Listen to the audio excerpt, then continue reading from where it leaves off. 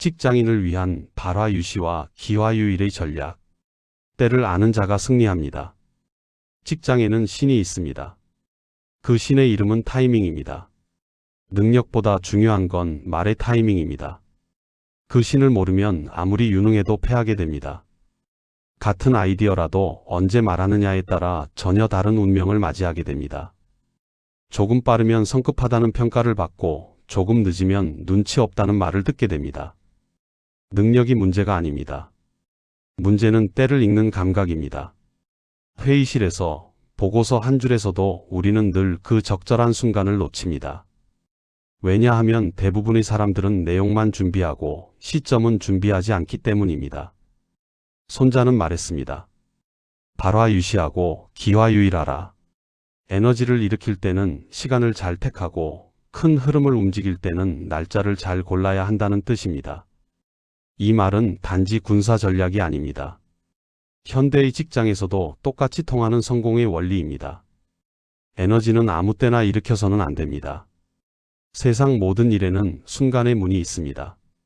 그 문을 알아보는 자만이 흐름을 바꾸고 흐름을 바꾸는 자만이 세상을 움직입니다. 때를 모르면 모든 노력이 무너집니다. 그리스 철학자 아리스토텔레스는 말했습니다. 탁월함이란 올바른 일을 올바른 때에 하는 것이다.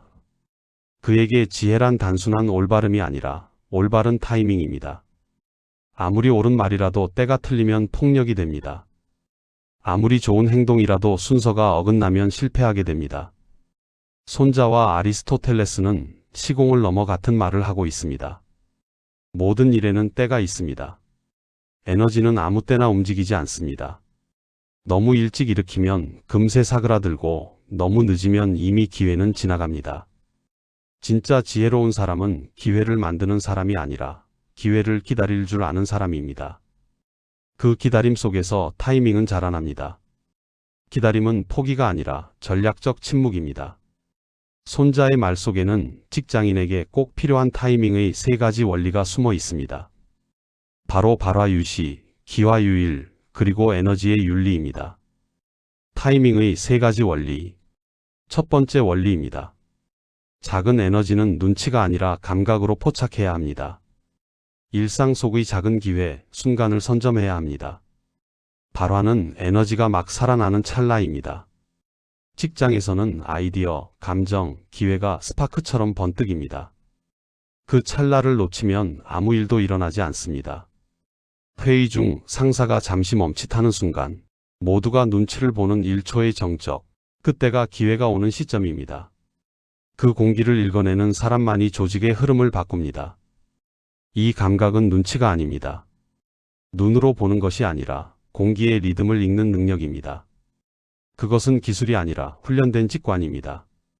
실제로 한 동료가 회의에서 말문이 막힌 순간을 살려 짧게 의견을 제시했을 때 팀 전체가 새로운 아이디어를 발견하고 프로젝트의 방향이 바뀌었습니다.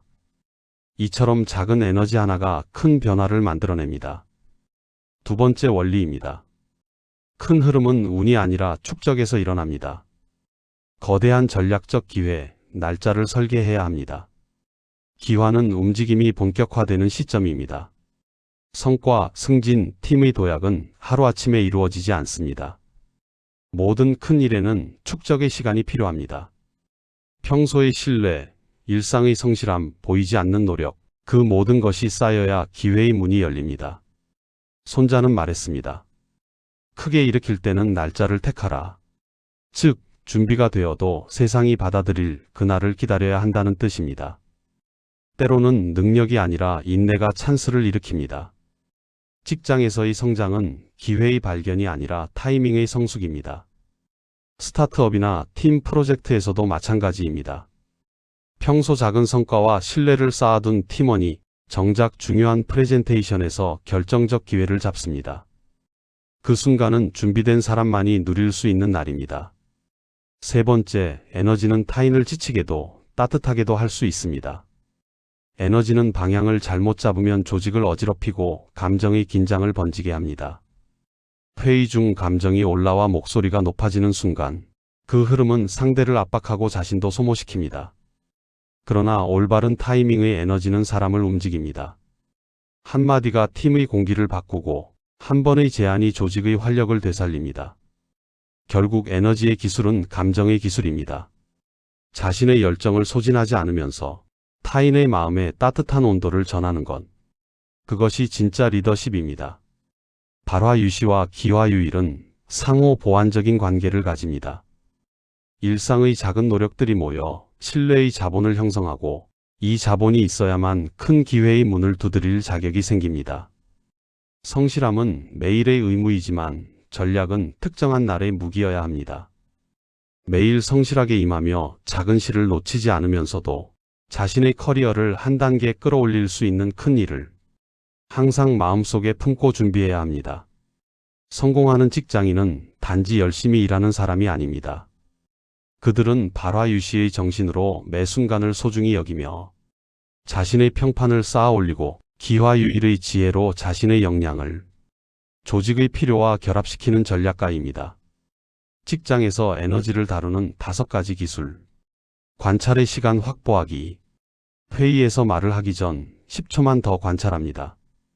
누가 주도권을 쥐고 있는지, 분위기가 흐르는 방향은 어디인지, 지금 말하는 것이 에너지를 일으키는 순간인지 아니면 흐름을 끊는 순간인지 먼저 읽어야 합니다. 작은 실험으로 동력 만들기. 아이디어를 바로 드러내지 말고 작게 테스트합니다. 매일 한 줄, 보고서의 문장 하나로 반응을 살펴봅니다.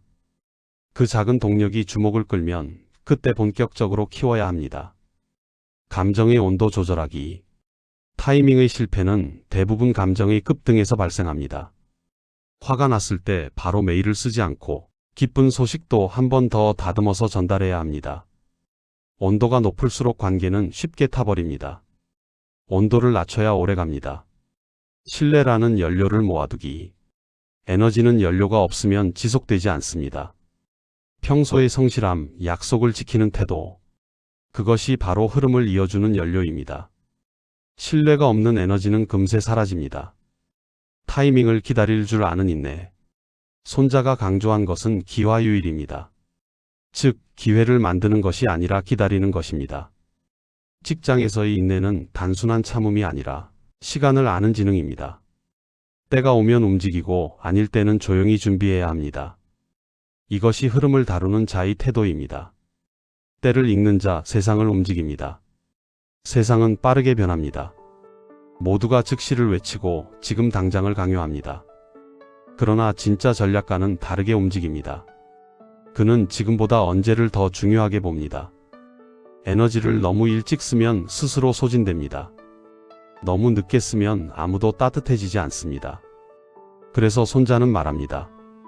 발화유시, 기화유일. 때를 읽는 사람은 세상을 읽지 않습니다. 직장에서도 마찬가지입니다. 조용히 준비하고 천천히 달구어야 합니다. 가능성의 온도를 품은 사람은 결국 빛납니다. 성공은 속도의 문제가 아니라 시점의 예술입니다. 지금은 시동을 걸 때입니까? 아니면 아직 기다릴 때입니까? 그 질문에 조용히 답할 줄 아는 사람, 그가 바로 현대의 손자입니다. 기회를 다스리는 자가 세상을 움직이고 때를 아는 자가 진짜 승자입니다. 지금 당신은 기다리고 있습니까? 아니면 이미 지나치고 있습니까? 감사합니다.